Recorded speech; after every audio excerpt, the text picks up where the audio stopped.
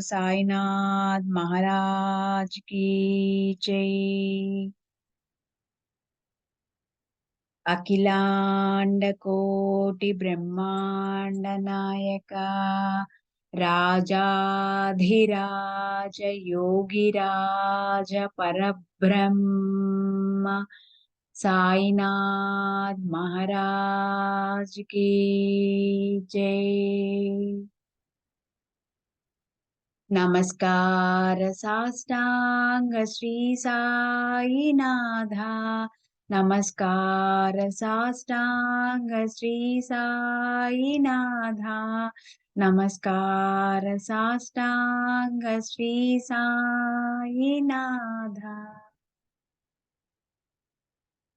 సాయినాథులకి మరొక్కసారి సాష్టాంగ ప్రణామాలు తెలుపుకుంటూ శ్రీ గణేశునికి మన నమస్కారాలు, శ్రీ సరస్వతీదేవికి మన నమస్కారాలు, శ్రీ గురు మహారాజుకి మన నమస్కారాలు, శ్రీ కులదేవతకి మన నమస్కారాలు, శ్రీ సీతా శ్రీ రామచంద్రులకి మన నమస్కారాలు, శ్రీ సద్గురు సాయినాథులకి మన నమస్కారాలు, హేమాడ్ పంత్ గారికి మన నమస్కారాలు, నింబోల్కర్ గారికి మన నమస్కారాలు, విమలా శర్మ గారికి మన నమస్కారాలు, గురువుగారైన శ్రీరామ్ సార్కి మన నమస్కారాలు, మనకి ఇంతటి చక్కటి గ్రంథాన్ని మనకి అందించిన అనిత గారికి మన నమస్కారాలు, గురువుగారైన నారాయణ శర్మ గారికి మన నమస్కారాలు. అలాగే ఈ పుస్తకాన్ని మనకు అందించడానికి ఎంతో మంది సహాయపడ్డారు. వారందరికీ కూడా పేరు పేరున నమస్కారాలు. అలాగే శ్రోతలందరికీ, ఎందుకంటే హేమాడ్ పంత్ గారు ప్రతి ఒక్కసారి చెప్తారు, శ్రోతలారా మీరు లేకపోతే ఇది రసవత్తరం అవ్వదు అని. అలా నేను కూడా ఒక శ్రోతని. ప్రతి ఒక్కరికి పేరు పేరున నమస్కారాలు. అలాగే మన ప్రకృతి మాతకి ఇంత మంచి సమయాన్ని, మనకి ఈ బుద్ధిని, మనకి మనస్సుని ఇక్కడ ఉంచి చక్కగా ఈ జ్ఞానాన్ని తెలుసుకోవాలనే ఈ జిజ్ఞాసని మనకు కలిగించినందుకు, ఆ ప్రకృతి తల్లికి మనకింత సహాయపడుతున్నందుకు అనేక కోటి నమస్కారాలు. అలాగే మనకి ప్రత్యక్షంగాను పరోక్షంగాను ఎంతో మంది గురువులు మనకి ఎంతో చక్కటి సహాయాన్ని చేస్తూ ఉంటారు ఎప్పుడూ కూడా. వారందరికీ కూడా పేరు పేరున కృతజ్ఞతలు చెప్పుకుంటూ 16వ అధ్యాయంలోకి వెళ్దాం. బ్రహ్మజ్ఞాన కథనం. జగదుత్పత్తి కారణము, మూలకారకుడైన బ్రహ్మ ప్రాప్తి గురించిన నిరూపణ. ఇది 1వ భాగం. శాంతి అనే సింహాసనం మీద కూర్చుని స్వానంద రూప సామ్రాజ్యాధిపతి, రాజాధిరాజు, చక్రవర్తి, మనకున్న ఒకే ఒక్క ఆధారమైన గురు మహారాజుకి నమస్కారం చేస్తున్నాను. సాయినాథులకు ఇరువైపులా అభేద భక్తి, సహజ స్థితి చామరాలు వీస్తున్నాయి. స్వానుభూతి, సద్య ప్రతీతి అంటే వెంటనే కలిగే నిశ్చితానుభవం అత్యంత ఆదరంతో వీవనలు వీస్తున్నాయి. స్వాత్మస్థితి ఛత్రాన్ని పట్టుకుంది. శాంతి, జ్ఞానాలనేవి వేత్రాలను పట్టుకున్నాయి. వేత్రాలను అంటే రాజభటుల చేతిలో ఉండే దండాన్ని వేత్రాలు అంటారు. మాయామోహాలనే ప్రవృత్తులు అక్కడ క్షణం పాటు కూడా ఉండలేవు. ఈ సభ గొప్పతనాన్ని గురించి ఏమని వర్ణించాలి? 4 వేదాలు, 6 దర్శనాలు, 18 పురాణాలు, స్తుతి స్తోత్రాలు చదువుతున్నాయి. శుద్ధ జ్ఞాన ప్రకాశం తళతళా మెరుస్తోంది. స్వానందం ఎంతగానో నిండి వ్యాపించింది. విరక్తి, భక్తి, శుద్ధ జ్ఞానము, మననము, నిధి, ధ్యాసన, నిజానుసంధానము, సాక్షాత్కారము అనే ఈ అష్టప్రధానులు సాయినాథుని సేవలో నిమగ్నమై ఉన్నాయి. శాంతి, దాంతి అనే దివ్యమణులు సాయినాథుని మెడను అలంకరించాయి. వేదాంత సాగరంలో ప్రవహించే అమృతం లాంటివి సాయినాథులి మధురోక్తులు. తీక్షణమైన పదునుతో తళతళా మెరిసే జ్ఞానమనే కత్తితో కొట్టేందుకు ఎత్తిన సాయి చేతిని చూసి సంసారమనే వృక్షం గజగజ వణుకుతుంది. ఓ నిరంజన, అవ్యయ, గుణాతీత యోగిరాజా, మీకు జయకారాలు. దీనజనులను ఉద్ధరించటానికి, ఇతరులకి ఉపకారం చేయటానికి మీరు ఈ దేహాన్ని ధరించారు. ఇక్కడ హేమాడ్ పంత్ గారు సాయినాథుని అద్వైతపూర్వకంగా వర్ణన చేశారు. అంటే ఇప్పుడు నాలాంటిదైతే ఈరోజు సాయినాథులు బంగారపు రంగులో మెరిసిపోతున్నారని నేను లైవ్ ఫోటో పెట్టానన్నమాట. కానీ హేమాడ్ పంత్ గారేమో శుద్ధ జ్ఞాన ప్రకాశంతో తళతళ మెరవటాన్ని, స్వానందం ఎంతగానో నిండిపోతుందని, ఆయన మెడలో మాలని శాంతి, దాంతి అనే దివ్యమణులుగా మెడను ఏ పూలను వర్ణించారు. అది నన్ను హేమాడ్ పంత్ గారికి భేదం అనేది ఇప్పుడే నేను అర్థం చేసుకున్నాను. ఆహ్, కానీ వాళ్ళు నిజంగా లైవ్‌లో సాయినాథులు బంగారంతో బంగారంలాగా మెరిసిపోతున్నారనమాట. ఎవరైనా కావాలంటే సాయి లైవ్ దర్శన్ ఉంటుంది యూట్యూబ్‌లో, చక్కగా చూడండి. మధ్యలో నేను ఇది పెట్టినందుకు నన్ను క్షమించండి. దాసగణ మహారాజు తన భక్తి సారామృతం 52వ అధ్యాయంలో సాయిబాబాని అలా సార్వభౌమ రాజుగా అందంగా వర్ణించారన్నమాట. ధైర్యమే ఆయన తండ్రి, క్షమమే ఆయనకి తల్లి, శాంతియే సాయినాథుల భార్య, దయ సోదరిగా శోభిస్తోంది. సువిచారమే సాయినాథుల సోదరుడు, అవినియే అవినియే సాయినాథులకు అవినియే అంటే అవనం. సాయినాథునికి సయ్య. స్వానంద సామ్రాజ్యాన్ని అనుభవిస్తూ ఆ యోగి దైవం అయ్యాడు. నిర్ధారణగా ఆ యోగీశ్వరుడు అలాంటి సార్వభౌమ రాజు లాంటివాడే. ఈరోజు భయానికి దంభం దూరంగా పారిపోయింది.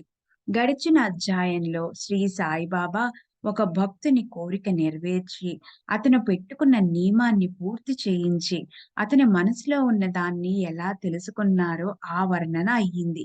సద్గురువు యొక్క ఇచ్చలన్నీ నెరవేరాక ఇక శిష్యుడు నెరవేర్చగల కోరికలు ఆయనకేముంటాయి?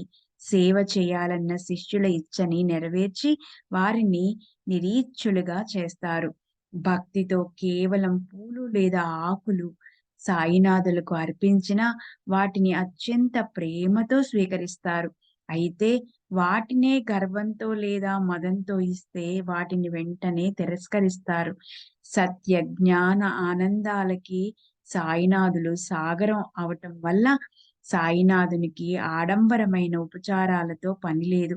కానీ వాటిని శ్రద్ధతోనూ నిష్కపటంగాను అర్పిస్తే సాయినాథులు అత్యంత ఆనందంతో స్వీకరిస్తారు. స్వయంగా ఏమీ తెలియనట్లుంటారు. అజ్ఞానాన్ని తీసుకుని జ్ఞానాన్ని ఇస్తారు. శాస్త్రాల్లో నిశ్చయంగా చెప్పబడిన పరిమితులను ఉల్లంఘించకుండా శిష్యులకి హితాన్ని బోధిస్తారు. సాయినాథులు ప్రేమతో సేవించే వారికి బ్రహ్మతో అంటే పరమేశ్వరుడితో ఐక్యతను ప్రాప్తింపచేస్తారు. ఇతర సమస్త సాధనలను వదిలేయాలి. గురు సేవలోనే లీనమవ్వాలి. ఆ సేవలో ఏమాత్రం అల్పత్వం వచ్చినా లేదా అందులో తమ తెలివితేటలను ప్రదర్శించిన సాధకుడు సంకటాల్లో పడిపోతాడు. గురు పాదాల్లో విశ్వాసం కావాలి. స్వయంగా శిష్యుడు ఏం చేయగలడు? సద్గురువే అతనికి ఆ పని సులభతరం చేస్తారు. శిష్యులకి తమ సంకటాల గురించి తెలీదు. గురువు వారికి తెలియకుండానే దానికి ఉపాయం చేస్తారు. గురువు కన్నా మరో గొప్ప ఉదారదాత త్రిభువనాల్లో మరొకెవరూ ఉండరు. శరణాగతులకి శ్రేష్ఠ ఆశ్రయదాత అయిన ఆ సద్గురువుకి శరణు వేడుదాం. సద్గురువుని చింతామణి తో పోల్చుదామంటే చింతామణి కేవలం కోరుకున్నది మాత్రమే ఇస్తుంది. కానీ గురువు అంచిత్య అంటే ఏది మనసులోకి ఆలోచనగా కూడా రాదో అలాంటి వస్తువునిచ్చి భక్తులకి ఆశ్చర్యాన్ని కలిగిస్తారు. ఆ సద్గురువుని కల్పతరువుతో పోలుద్దామంటే అది భక్తుల మనసులో కోరుకున్నది మాత్రమే ఇస్తుంది. కానీ గురురాజు నిర్వికల్ప అంటే ఎక్కడ ఏ కల్పన లేదా ఆలోచన లేనటువంటి ఆ స్థితిని ఇస్తారు. కామధేనువు కోరింది మాత్రమే ఇస్తుంది. కానీ గురు రూప ధేనువు గొప్పతనం దానికంటే గొప్పది.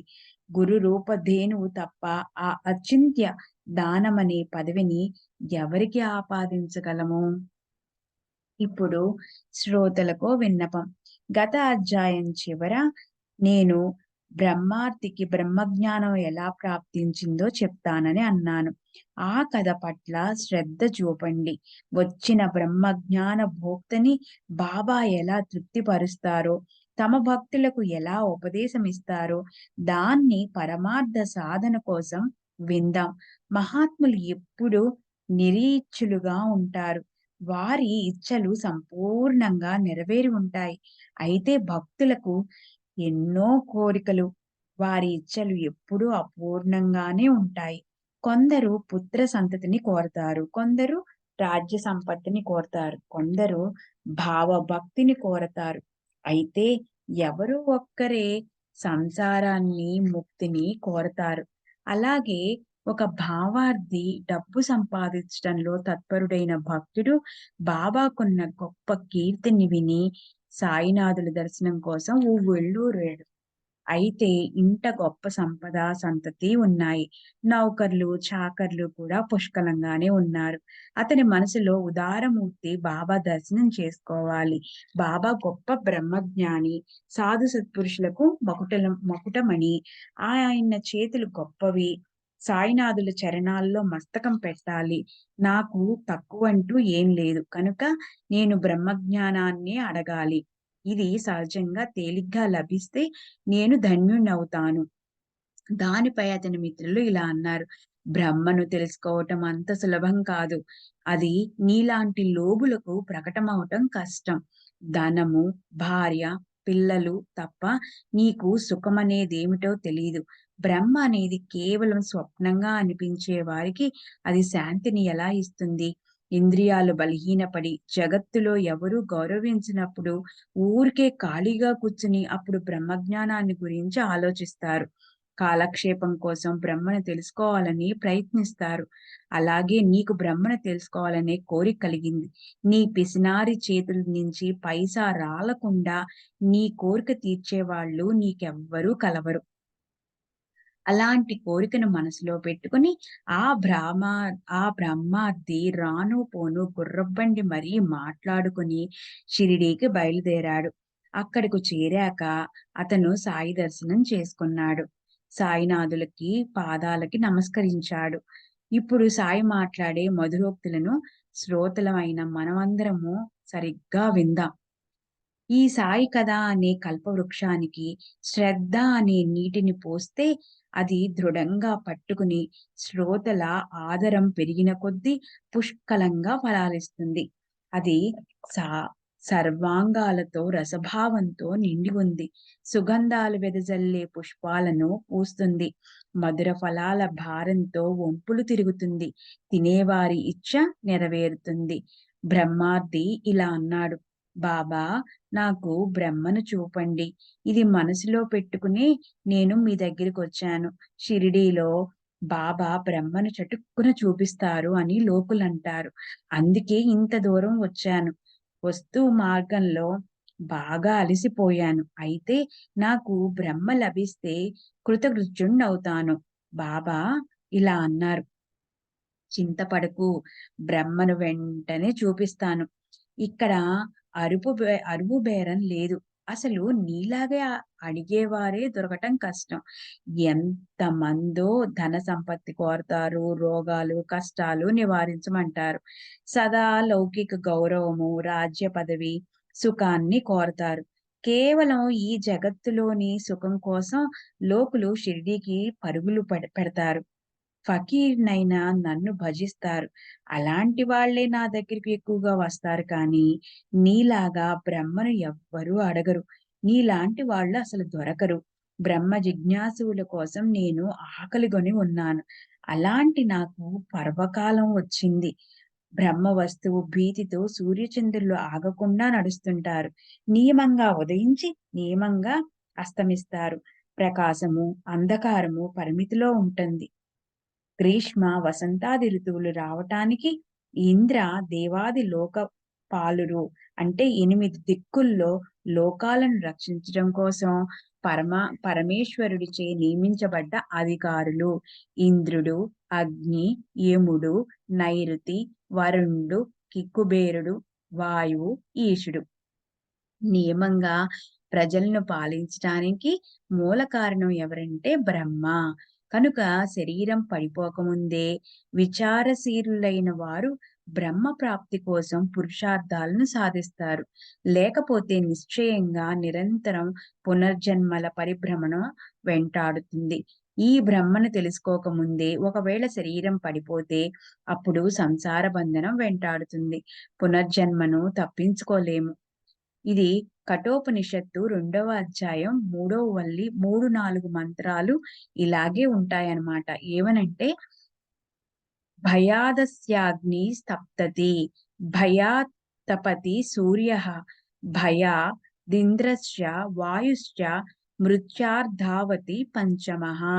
దేని భయంతో అగ్ని తపింపచేస్తుందో సూర్యుడు ప్రకాశింపజేస్తాడో, దేని భీతితో ఇంద్రుడు, వాయువు, మృత్యువు తమ తమ పనుల్లో తత్పరులై ఉంటారో, ఇహ ఇహ ఛేదస కథ ఓదుం ప్రాకాశరీరస్య విశ్రసః తత్ సర్గేషు లోకేషు శరీరత్వాయ కల్పతే. ఆ పరబ్రహ్మని శరీర పతనం కాకముందు ఈ దేహంలో ఉన్నప్పుడే ఒకవేళ తెలుసుకోపోతే అనేక యుగాల వరకు నానా లోకాల్లో, యోనుల్లో నీకు బ్రహ్మయే ఏమిటి? పాదాల నుంచి శిరస్సు వరకు గట్టిగా చుట్టబడి ఉన్న దాన్నే నేను నీకు విప్పి చూపిస్తాను. ఎంత అమృత భరిత్యమీ వాణి, అనుపా అనుపమానమైనది, సర్వశ్రేష్ఠ సుఖాలకి గని. సంశయాల్లో ఊగిసలాడే ప్రాణులను కూడా ఉద్ధరించటంలో ఇది సమర్థురాలు. తాత్కాలిక ఆనందాన్నిచ్చే సుఖాల మోహంలో రాత్రింబవళ్ళు చిక్కుకొని ఉండే వారిని కూడా బాబా మాటలు శాస్త్రాలచే యోగ్యమని అంగీకరించబడ్డ వచన రూప మార్గమనే ఆచరణలోకి తీసుకెళ్తాయి. చింతామణి ప్రసన్నమైతే లౌకిక సుఖం చేతికందుతుంది. మహేంద్రుడు ప్రసన్నుడైతే స్వర్గ సంపత్తి లభిస్తుంది. కానీ గురువు యొక్క విశిష్టత దానికన్నా విశేషం.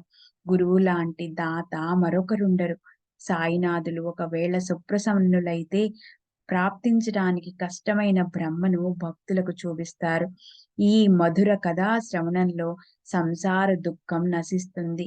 బ్రహ్మార్థులకు ఎలా శిక్షణ ఇవ్వాలో బాబాకి బాగా తెలుసు. బాబా అప్పుడు ఆ బ్రహ్మార్దిని కూర్చోబెట్టి ఒక్క క్షణం పాటు మరో పనిలో మునిగిపోయారు. సాయినాథులు ఆ విషయాన్ని మర్చిపోయినట్లు అతనికి అనిపించేలాగా చేశారు. అప్పుడు బాబా ఏం చేశారు? ఒక పిల్లవాడిని పిలిచి అతనితో వెంటనే వెళ్లి బాబాకి చాలా అవసరపడింది. కొద్దిసేపటి కోసం ఓ ₹5 వెంటనే ఇవ్వమని నందు మార్వాడితో చెప్పు అన్నారు. పిల్లవాడు నందు వాళ్ళ ఇంటికి వెళ్ళాడు. అతని తలుపు తాళం పెట్టి ఉంది. అప్పుడు అలాగే వెనక్కి వచ్చి బాబాకి సంగతి చెప్తాడు. బాబా ఇలా అన్నారు, మళ్ళీ వెళ్ళు. బాబా వ్యాపారి ఇంటికెళ్ళి అతన్నడిగి ఆ డబ్బు తే. అతని ఆ ప్రయత్నం కూడా వ్యర్థమైంది. వ్యాపారి బాలా కూడా అప్పుడు ఇంట్లో లేడు. పిల్లవాడు తిరిగొచ్చి బాబాకి సంగతి చెప్పారు. తర్వాత 1, 2 చోట్లకి బాబా అతన్ని వెంటనే పంపించారు. తిరిగి తిరిగి అలిసిపోయిన ఆ పిల్లవాడికి ఒక్క చిల్లిగవ్వ కూడా దొరకలేదు. నందు, వ్యాపారి బాల వీళ్ళిద్దరిలో ఎవరూ ఇంట్లో లేరని బాబాకు పూర్తిగా చిల్లిగవ్వ కూడా దొరకలేదు తెలుసు. అయినా కూడా నందు, వ్యాపారి బాల వీళ్ళిద్దరిలో ఎవరు బాబాకి తెలుసు. కానీ సర్వజ్ఞులైన మహారాజు నడుస్తూ మాట్లాడుతుండే దైవం. సాయినాథుల పని రూ. 5 కోసం ఆగిపోతుందా? కానీ ఆ బ్రహ్మార్ది కోసం ఈ చమత్కారం చూపించాడు. అతిథులెవరైనా వచ్చినప్పుడు వారికి ఆతిథ్యం ఇవ్వటానికి చేసిన పంచభక్ష పరమాన్నాలు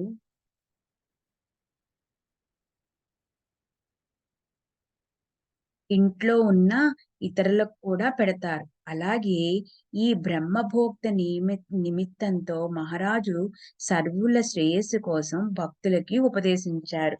ఆ బ్రహ్మార్ది జేబులో అప్పుడు రూ. 250 అది సాయినాథులకు తెలుసు. బ్రహ్మార్దికిది తెలీదా? అతనికి కళ్ళు లేవా? జేబులో నోట్ల కట్ట ఉండి కూడా ఇవ్వాలా? వద్దా? అవి తిరిగి తనకు వస్తాయా? లేదా? అన్న సందిగ్ధావస్థలో పడిపోయాడు. ఇబ్బందిలో పడ్డాడు. సాయిబాబాకి రూ. 5 అప్పుగా కొద్దిసేపు ఇవ్వగల ధైర్యం అతనికి లేకపోయింది. కానీ బ్రహ్మ సాక్షాత్కారం అడగటానికి వచ్చేశాడు. సాయి మహారాజు సత్యాన్నే పలుకుతారు. చేబదులు డబ్బు కూడా కొద్ది మొత్తమే. అది ఇచ్చి చూడాలని అతని మనస్సు కనిపించినా సంశయం వచ్చి అడ్డుకుంది. రూ. 5 ఎంత? కానీ అది ఇవ్వటానికి కూడా అతనికి ప్రాణం ఒప్పుకోలేదు. ఇంతటి సులభమైన పని కూడా చేయలేకపోయాడు. అతడు మూర్తీభవించిన లోభి కాదా? బాబాపై నిజమైన ప్రేమ ఉన్న ఇతర అమాయకులు ఎవరైనా ఈ విషయాన్ని ఇంత దూరం రానిచ్చేవారు కాదు. భ్రమపై తపన ఉన్నవారికి ఈ విషయం తెలియకుండా ఉంటుందని నేననుకోను. అతను ధనం మోహంలో చిక్కుకున్నాడు. పోనీ హాయిగా కూర్చున్నాడంటే అదీ లేదు. తిరిగి వెళ్ళిపోవాలని ఒకటే తొందర. బాబాతో ఇలా అన్నాడు, బ్రహ్మని చూపించండి అని. బాబా ఇలా అన్నారు, కూర్చున్న చోటనే బ్రహ్మని చూపించాలని ఇప్పటి వరకు ప్రయత్నించాను. అది నీకు తెలియటం లేదా? బ్రహ్మ కోసం పంచ ప్రాణాలు, పంచేంద్రియాలు, పంచ కర్మేంద్రియాలు, అహంకారం, బుద్ధి, మనస్సు ఇవన్నీ సమర్పించవలసి ఉంటుంది. అలాగే కఠోపనిషత్తు 2వ అధ్యాయం 3వ వల్లిలో కూడా ఇలా ఉందంట. యదా పచ్చావనిష్టంతే జ్ఞానాని మనసా సహా బుద్ధిశ్చన విచ్చేష్టతి తామాహు పరమాంగతిం. అంటే యోగాభ్యాసం చేసినప్పుడు మనసుతో సహా 5 ఇంద్రియాలు చక్కగా స్థిరమై బుద్ధి కూడా ఎటువంటి పనులు చేయక నిశ్చలంగా ఉండే ఆ స్థితిని యోగి జనులు పరమగతి అంటారు. యోగ సాధనలో దీన్ని సర్వశ్రేష్ఠ స్థితి అంటారు. బ్రహ్మ జ్ఞానాన్ని లభింపచేయగల మార్గం చాలా కష్టంగా ఉంటుంది. అది అందరికీ ఒకేలాగా సులభంగా ఉండదు. మంచి సమయం వచ్చిందంటే అదృష్టవంతులకి బ్రహ్మ జ్ఞానం ఒక్కసారిగా ప్రకటమై ప్రాప్తిస్తుంది. హిరణ్యగర్భ పదవి వరకు ఐహిక విషయాల్లో విరక్తితో ఉంటూ అనాసక్తిగా ఉండే వారే ఆ బ్రహ్మ విద్యను ప్రాప్తింప చేసుకోగల అధికారులు. దేహంలో కొంచెం కూడా వైరాగ్యం లేని వారికి ఎవరు ఎంతగా బ్రహ్మ తత్వాన్ని ఉపదేశం చేసినప్పటికీ ఫలితమేముంటుంది? అంటే వైరాగ్యం ఉండాలన్నమాట. ఉత్తమాధికారులకి బ్రహ్మజ్ఞానం ఏమాత్రం అవరోధాలు లేకుండా సహజంగా ప్రాప్తిస్తుంది. కానీ మధ్యమాధికారులకి నిరంతరం దృఢమైన పద్ధతితో మెల్లమెల్లగా వెళ్ళవలసి ఉంటుంది. ఒకరు ఆకాశ మార్గంలో వెళ్తారు. మరొకరు శాస్త్ర సమ్మతితో క్రమక్రమంగా మెట్లెక్కి వెళ్ళిపోతుంటారు. అయితే అధికారం లేని వారు మాత్రం బ్రహ్మని తెలుసుకోవటానికి వ్యర్థ శ్రమ పడతారు. ఒక్క ఆత్మ వివేకం తప్ప, అంటే ఆత్మ సంయమనం తప్ప, అంటే ఇంద్రియాలను, వికారాలను స్వాధీనం చేసుకోవటం తప్ప బ్రహ్మ ప్రాప్తికి మరో శ్రేష్ఠ సాధన లేదు అన్న వేదాంత వచనం నిజమైనప్పటికీ ఆత్మ వివేకం ప్రాప్తింప చేసుకోవటం అందరికీ సాధ్యమవుతుందా? అభ్యాసం చేసి శ్రమపడి ఎముకలను అరగదీయవలసి ఉంటుంది. అప్పుడు ప్రకటమైన గురుకృప మెల్లమెల్లగా చేతికి చిక్కుతుంది. నేనొక ఈశ్వరుణ్ణి, నేనే సత్తాను ప్రదర్శించే ఒక అధిపతిని అని హిరణ్యగర్భుడికి అభిమానం పెరిగి సస్వరూపం విస్మరించబడినప్పుడు విశ్వోత్పత్తి అవుతుంది. నేనే బ్రహ్మనై ఉన్నాను అన్న జ్ఞానం కలిగినప్పుడే అది తెలుసుకున్న జ్ఞాని సస్వరూపంలో లీనమైపోతాడు. అప్పుడే అతనికి విశ్వం యొక్క వాస్తవికత గురించిది లేదా అది వాస్తవికమనే కల్పన నశించిపోతుంది అని శృతి గర్జిస్తూ చెప్తోంది. ఆత్మ జాగృతమై సర్వవ్యాపకము, సర్వాంగభూతము అయిన బ్రహ్మ గురించిన ఏకరూపత అనే మనోవృత్తి కలిగిందంటే బ్రహ్మ అనే అగ్నిలో విశ్వం ఆహుతి అవుతుంది. సృష్టి బూడిదవుతుంది. జీవుల స్థితి కూడా ఇదే పద్ధతిలో ఉంటుంది. మాయా భ్రమ నశించిపోయినప్పుడే త్రాడు, సూర్యకిరణాలు, ముత్యపు చిప్ప వీటి మిథ్యాభ్యాసం అస్తమిస్తుంది. ముత్యపు చిప్ప గురించిన నిజ జ్ఞానం లేకపోవటం వల్ల అది వెండిగా భాసిస్తుంది. అయితే అదే వెండి గురించిన నిజ జ్ఞానం ప్రాప్తించిందంటే అది చిప్ప అని తెలుస్తుంది. మిథ్యా కల్పన నివారించబడిందంటే వెండి కనిపించదు. అది ముత్యపు చిప్ప అన్న స్పష్టమైన నిశ్చిత జ్ఞానం కలుగుతుంది. పరస్పర అజ్ఞానానికి ఈ లక్షణం ఉంది. అజ్ఞానమనే మాలిన్యాన్ని కడిగి శుభ్రం చేసి జ్ఞానమనే దీపాన్ని ప్రకాశింపచేయాలి. అప్పుడు మిథ్యా కల్పన నశిస్తుంది.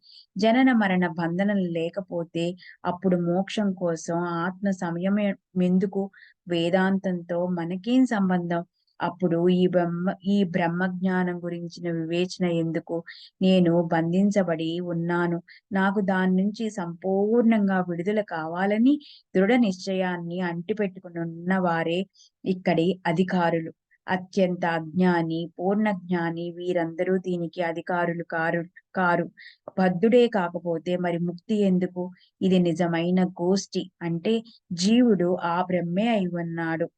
నిత్య శుద్ధ బుద్ధ ముక్తుడే అయి ఉంటాడు. కనుక బద్ధత, ముక్తత ఈ రెండు సాహచర్యంతో ఉండే గుణాల మీద ఆధారపడి ఉంటాయి. వీటి అనుభవం అందరికీ ఉంటుంది. బ్రహ్మకి మాయతో లేదా త్రిగుణాత్మక ప్రకృతితో సంబంధం ఏర్పడ్డప్పుడు తాను బద్ధుడైనట్లు తెలుసుకుంటాడు. కనుక గుణ సంయోగం అంటే బంధనం, గుణ వియోగం అంటే మోక్షం. అన్యత్వం అనేది అస్తిత్వంలోనే లేని చోట ఎవరు ఎవరిని బంధిస్తారు, విడిపిస్తారు?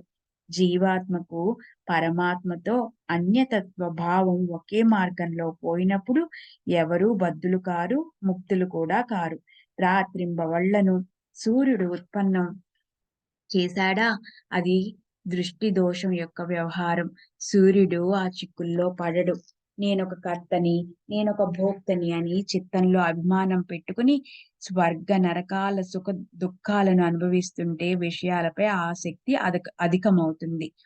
ఆత్మ నిత్యము, సనాతనము, శాశ్వతము. జనన మరణ వికారాలు దాన్ని బాధించవు. ఓంకారం దానికి ప్రతీక. దానికి ఆద్యంతాలుండవు. అది స్వతంత్రురాలు. శరీరమే ఆత్మ అని అనుకునే వారికి, తాము వేరు, సృష్టి వేరు అనుకునే వారికి ఎంత కష్టపడినా ఆత్మానుభవ జ్ఞానం ప్రాప్తించదు. వాణి మొదలైన సర్వేంద్రియాలను లయం చేసి మనసులోని నిశ్చయాన్ని దృఢం చేసుకోవాలి. తర్వాత ఆ మనసుని కూడా లయం చేసి బుద్ధిని పట్టుకోవాలి. ప్రకాశ స్వరూపమైన జ్ఞానాన్నిచ్చే బుద్ధి వద్ద మనసునే ఏకాగ్రత చెయ్యాలి. మనసుతో పాటు ఇంద్రియాలన్నీ బుద్ధికి స్వాధీనంగా ఉంటాయి. మట్టి కుండకి మూల కారణం మట్టి అయినట్లే ఇంద్రియాలకు బుద్ధి మూల కారణం. అది అలాగే వాటిల్లో నిరంతరం వ్యాపించి ఉంటుంది. మనస్సు మొదలైన సర్వ ఇంద్రియాలను వ్యాపించి ఉండే బుద్ధిని మహత్తత్వంలో కలిపి ఆత్మతత్వానికి ఆ మహత్తత్వాన్ని సమర్పించాలి. అలా సమరసత సాధిస్తే ఆత్మస్వరూపం నిశ్చయంగా తెలుస్తుంది. బుద్ధిమంతులు మొదట వాక్కు మొదలైన ఇంద్రియాలను వాటి విషయాల నుంచి వెనక్కు మరల్చి మనసులో విలీనం చేయాలి. అప్పుడు మనస్సుని బుద్ధిలో విలీనం చేయాలి.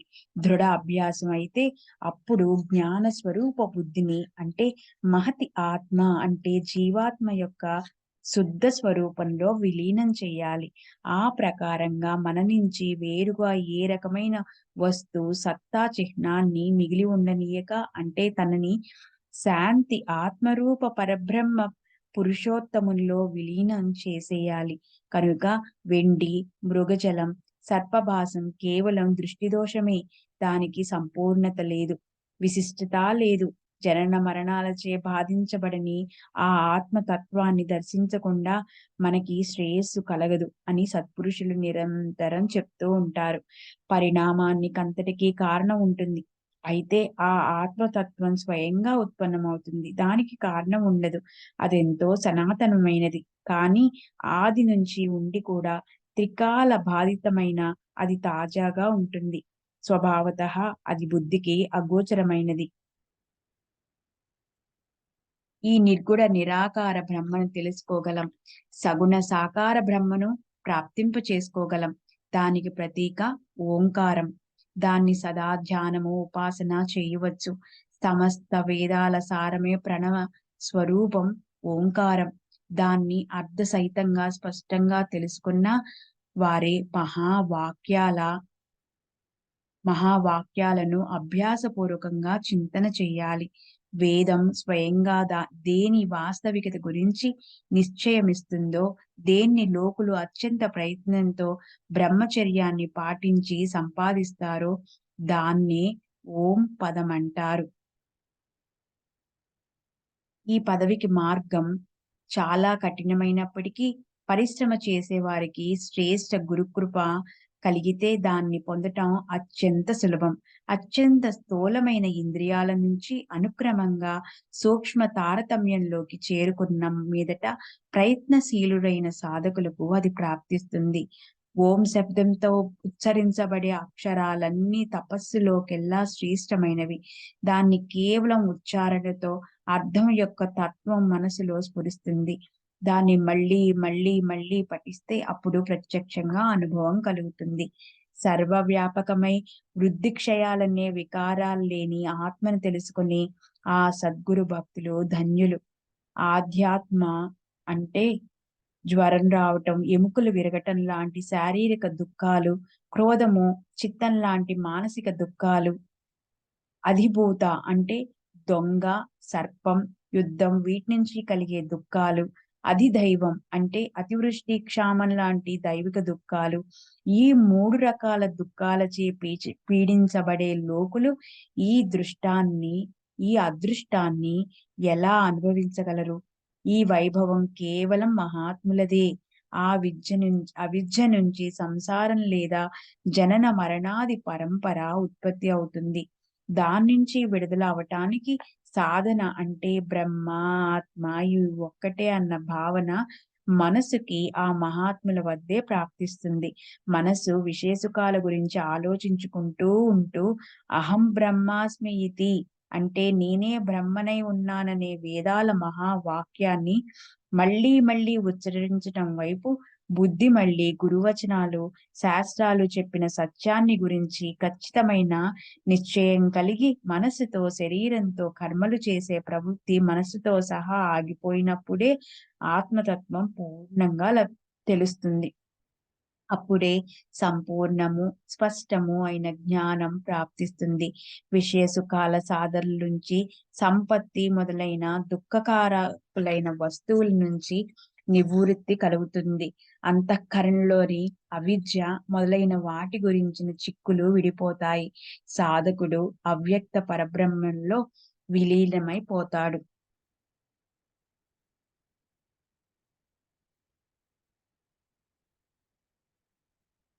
ఆత్మ సూక్ష్మాతి సూక్ష్మము, మహత్తు కన్నా మహత్వము అన్న మాటలు కేవలం దాని సర్వవ్యాపకత మన బుద్ధికి తెలియటం కోసమే.